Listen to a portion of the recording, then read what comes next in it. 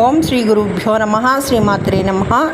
సర్వమంగళ మాంగళ్యే శివే సర్వార్థ సాధకే శరణ్యే త్ర్యంబకే దేవి నారాయణి నమోస్తుతే. జ్యేష్ఠలక్ష్మి లేదా అలక్ష్మి నివసించు ప్రదేశాలు. శివలింగాన్ని పూజించని ప్రదేశం, రుద్రమంత్రాలు జపించని ప్రదేశం, వాస్తవానికి రుద్రభక్తిని విమర్శించే ప్రదేశం, భార్యాభర్తలు ఒకరితో ఒకరు పోట్లాడుకునే ప్రదేశం,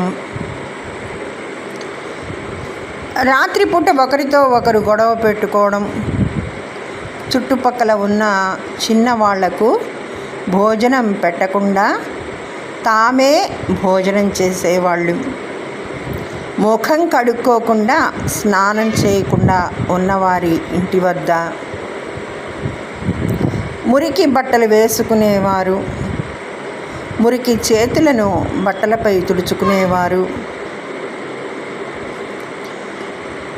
ఇంకా సంధ్యా సమయంలో భోజనం చేసేవారు.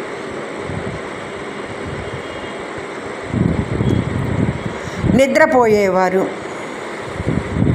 మరియు సమయం కాని సమయంలో శృంగారంలో పాల్గొనేవారు. బ్రాహ్మణ సంపదను దోచుకునేవారు, పరస్త్రీలతో సంబంధాలు పెట్టుకునేవాళ్ళు, కాళ్ళు చేతులు శుభ్రంగా ఉంచుకోని వారు. ఇలాంటి ప్రదేశాలలో లక్ష్మీదేవి నిర్భయంగా నివసిస్తుంది.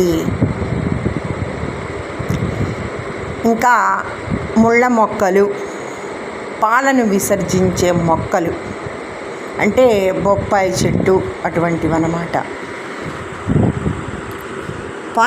పలాస చెట్టు, నిమ్మ చెట్టు, బీన్స్ మొక్కల కాండం, కొమ్మలు ఉన్న ఇల్లు, జటామసి, అజమోద, అరటి కూడానండి, తాడ, కాకులు క్రమం తప్పకుండా వచ్చే ఇళ్ళు మరియు తోటలు, ఇంకా కాళీ లేదా భైరవుని విగ్రహం ఉన్న ఇళ్ళు, ఇటువంటి ఇళ్లల్లో ప్రదేశాలలో జ్యేష్ఠాదేవి సంతోషంగా నివసిస్తుంది, కొలువై ఉంటుంది. మరియు రుద్రభక్తులు ఉన్న ప్రదేశం, దేవతలను క్రమం తప్పకుండా ఎవరు పూజిస్తారో, అంతేకాకుండా శ్రీకృష్ణుని ఆరాధనలో నిమగ్నమై ఉన్నవారు, జ్యేష్ఠాదేవి చాలా దూరం నుండి వారిని విడిచిపెట్టేస్తుంది. వేద మంత్రాలు పఠించే ఇల్లు, అతిథులను హృదయపూర్వకంగా వడ్డించడం మరియు గౌరవించటం, యాగాలు మరియు దానం చేసే ఇళ్ళు కూడా లక్ష్మీప్రదంగా ఉంటాయి. ఇటువంటి చోట అలక్ష్మి ఉండదు. ఇంకా ముఖ్యమైన విషయం ఏంటంటే భస్మాన్ని ప్రయోగించే వ్యక్తులు నివసించే ఇల్లు, భస్మధారణ చేసే భక్తులు ఉన్న ఇంట్లో అలక్ష్మి ఉండదు, దూరంగా పారిపోతుంది.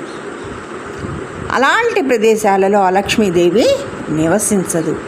కాబట్టి మనం వీటిలో చెప్పిన విధంగా అలక్ష్మిని దూరంగా ఉంచుదాం. లక్ష్మీప్రదమైన వస్తువులను, పనులను కొనసాగిద్దాం. ఓం శ్రీ మహాలక్ష్మీ నమః. ధన్యవాదములు. సర్వే జనా సుఖినో భవంతు.